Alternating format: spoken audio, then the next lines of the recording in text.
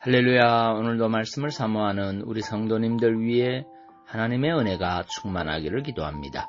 오늘의 성경 통독은 시편 57편에서 59편까지의 말씀입니다. 오늘은 시편 58편의 말씀을 통하여 하나님은 성도들로 최후에 웃는 진정한 승자가 되게 하실 것입니다 라는 말씀으로 은혜를 나누겠습니다. 오늘의 본문 시편 58편 10절 말씀입니다. 의인은 악인의 보복당함을 보고 기뻐하며 그 발을 악인의 피에 씻으리로다. 아멘. 시편 58편은 시편에 나오는 저주시 3편 가운데 첫 번째 시로 다윗의 시입니다. 10절을 보면 다윗은 의인은 악인의 보복당함을 보고 기뻐하며 그 발을 악인의 피에 씻으리로다 라고 말하고 있습니다. 이는 의인의 최후 승리에 대한 예언입니다. 서양 격언에 최후에 웃는 자가 진정한 승자다라는 말이 있습니다.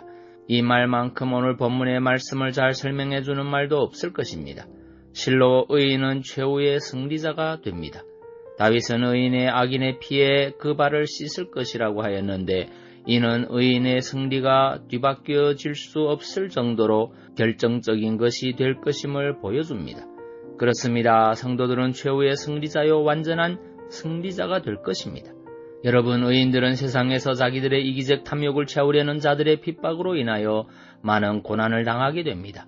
때로는 불의한 재판관들의 불공정한 판결로 막대한 피해를 보거나 억울하게 옥살이를 할 수도 있습니다. 우리 역사에도 보면 의를 행하다가 도리어 억울한 누명을 쓰고 옥살이를 한 사람들이 많습니다.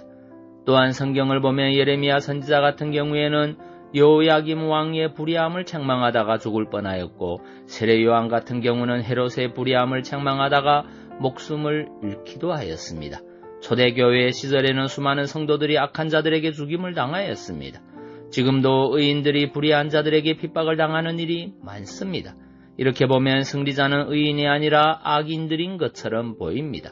현실만 보면 의인들은 절망할 수밖에 없습니다. 그러나 성도 여러분, 이것이 다가 아닙니다. 현실이 인생의 전부라면 악인이 승리하는 것이 사실입니다. 그들이 최후의 승리자가 될 것입니다. 의가 패하고 악이 승리한 것이 됩니다. 하지만 인생은 현실로 끝나지 않습니다. 인생은 육체가 죽어서도 계속됩니다. 아니, 사실은 죽어서부터가 실제 시작이라고 할 수 있습니다. 왜냐하면 인생은 죽음으로써 비로소 영원한 세계에 이르게 되기 때문입니다. 그런데 인생은 죽게 되면 다 하나님의 심판을 받게 됩니다. 성경은 사람에게 한 번 죽는 것은 정하여진 일이며 죽은 후에는 심판이 있다고 말씀하고 있습니다. 그런데 그 심판의 주재자는 절대 공의로우신 하나님이십니다.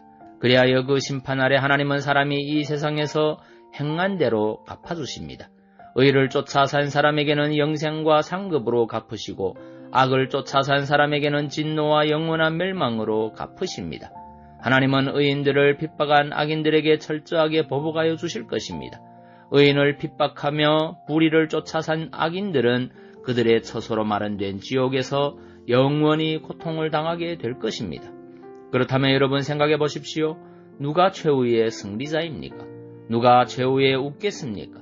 의인입니다.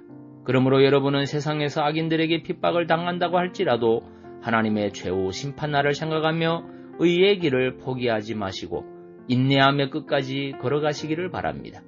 마태복음 5장 11절 12절 말씀입니다.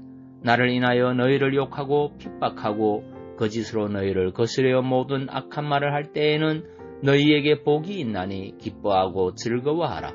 하늘에서 너희의 상이 큼이라. 너희 전에 있던 선지자들을 이같이 핍박하였느니라. 아멘. 기도하겠습니다. 사랑해 주님, 하나님은 성도들로 최후에 웃는 진정한 승자가 되게 하실 것임을 믿습니다. 힘들고 어려운 세상에서 언제나 주님이 주시는 영원한 승리를 확신하며 천국의 소망으로 승리하는 충성된 성도님들 다 되게 하옵소서. 예수님 이름으로 기도하옵나이다. 아멘.